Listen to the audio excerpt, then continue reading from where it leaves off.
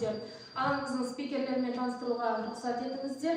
Сайманов Серік Адайбайұлы, Ақтөбе облысы бойынша мемлекеттік кірістер департаментінің түсіндіру жұмысы және байланыс орталығы басқармасының басшысы. Және Щелкунова Наталья Аркадьевна, Ақтөбе облысы бойынша мемлекеттік кірістер департаменті берешектермен жұмыс басқармасының басшысы. Серік Адайбайұлы, алаңымызға қош келдіңіз. Алғашқы сөз кезегі өзіңізде. Рахмет, қайырлы күн. Бәріңізге мәлім, 2026 жылдың 1 қаңтарынан бастап жаңа салық кодексі күшіне енді. Осыған орай бизнеске түсетін жүктемені төмендету және макроэкономикалық тұрақтылықты қамтамасыз етуге бағытталған үкіметтің шешімі негізінде Мемлекеттік кірістер комитеті 2026 жылдың 1 қаңтарынан бастап салықты әкімшіліктендіруді қайта қарады. Макро және шағын бизнес үшін таза парақ енгізілді. Осыған орай бізде макро және шағын бизнес субъекттерін тарату және олардың қызметін тоқтату қағидалары және 2026 жылдың 1 қаңтар жағдайы бойынша қалыптасқан және 2026 жылғы 1 сәуірге дейін өтелген салық берешегі болған жағдайда өсімпұлдар мен айыппұлдарды есептен шығару қағидалары бекітілді. Микро және шағын бизнес субъекттерін тарату және олардың қызметін тоқтату қағидалары 2026 жылдың 20 ақпанда Әділет министрлігінен тіркелді. Қабылданған өзгерістер ең алдымен микро және шағын бизнес субъекттері үшін кәсіпкерлік қызметті тоқтату рәсімдерін оңайтуға және әкімшілік жүктемені азайтуға бағытталған. Осы қағидаларда жекеленген салықтағы салық төлеушілер үшін қызметті тоқтатудың жеңілдетілген тәртібі белгіленді. Камералдық бақылау шарттарына сәйкес микро және шағын бизнес субъекттеріне камералдық бақылау жүргізбестен қызметін аяқтау мүмкіндігі көзделген. Егер салық төлеуші қызметін тоқтату жөнінде өтініш берсе, 2025 жылдың 17 желтоқсанға дейінгі ұсынылған салық есептілігі бойынша 2026 жылдың 1 қаңтарға дейінгі салық кезеңдері үшін камералдық бақылау жүргізілмейді. Сондай-ақ тарату кезінде салықтық берешекті өтеу тәртібі нақтыланды. Мүлік жеткіліксіз болған жағдайда қалған берешек Қазақстан Республикасының заңдарында белгіленген жағдайларда құрылтайшылар есебінен өтеледі. Бұл ретте салық кодексінің нақты нормалары байланыстырылмайды.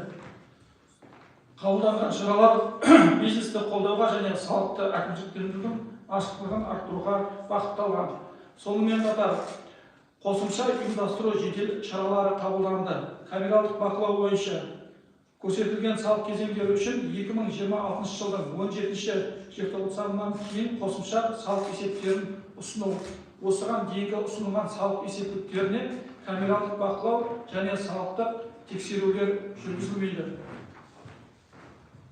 Сонымен қатар микро және шағын бизнес субъекттері арасында 2026 жылдың 1 қаңтарға дейінгі жасалған мәмілелер жарамсыз деп тану. 2026 жылғы 1 қаңтарға дейінгі жүргізілген тіркеу әрекеттерін жарамсыз деп тану туралы талап арыздар беру тоқтатылды.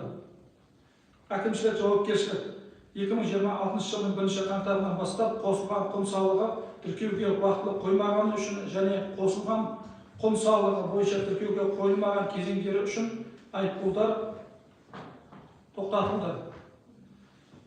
Бұл таза парақ тәсілі жүзеге асырудың негізгі мақсаттары әкімшілік және фискалдық жүктемені азайту, микро және шағын бизнесті қолдау болып табылады.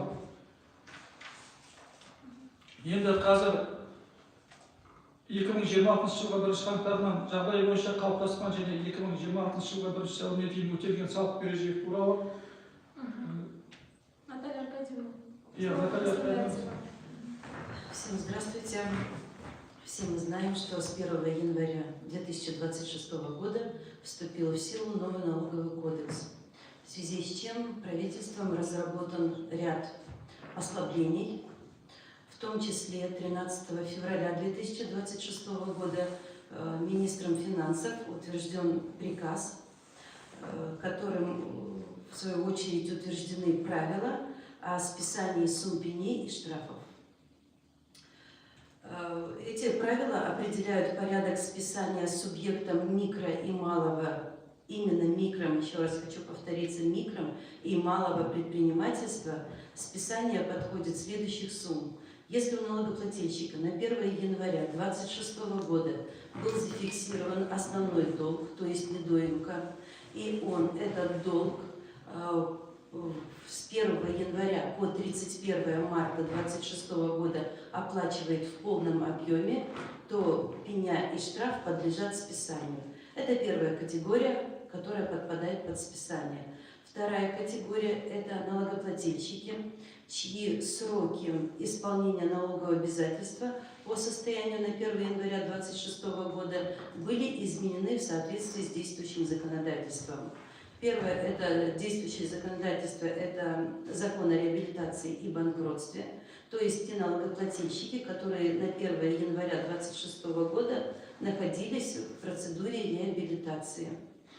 И те налогоплательщики, которые в соответствии с налоговым кодексом воспользовались государственной услугой изменения сроков исполнения налогового обязательства.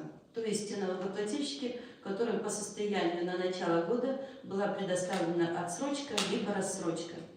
Они письменно обращаются в то УГД, где состоят на регистрационном учете, где пишут, что они оплатили свой основной долг и подлежат списанию у них пеня.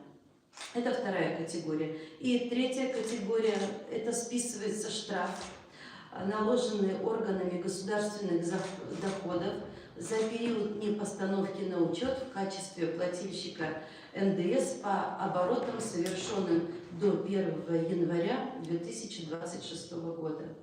Хотелось бы отметить, что Актюбинская область подпадают под списание 4359 налогоплательщиков с суммой основного долга 28 миллиардов тенге. По состоянию на сегодняшнее число уже у нас 658 налогоплательщиков оплатили основной долг и подлежат списанию. Спасибо. Енді балалар аяқталды. Сұрақтарыңыз бар ма? Саламатсыздар, ақтөбе телеарнасы. Мен айтып өткендей, біздің ақтөбемізде 4 мыңның үстінде салық төлеушінің өсімге болған 28 мың. Осында мемлекетке шығын ба? Ол мемлекетке білімді шығын деп айта алмаймыз. Ол жаңа айттық қой, жаңа салық кодексі енгізілді. Осыған салық төлеушілерге жүктемені азайту жаңа салық кодексіне олардың жағдай жеңіл өтуіне байланысты осындай шаралар қабылданған шаралар, бұл таза парақ деген осы тәсіл аясында қабылданып жатқан шаралар үкімет тарапынан. Қазақ тілінде айтып жібересіз ба оны бізде ақтөбе облысында осы статистиканы?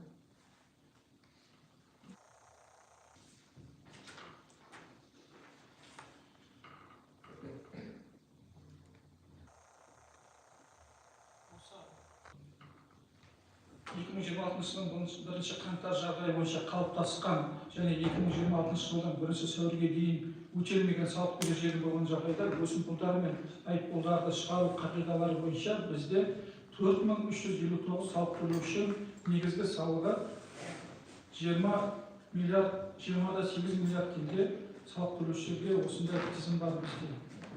Бұл тек қана микро және шағын бизнес субъектілеріне.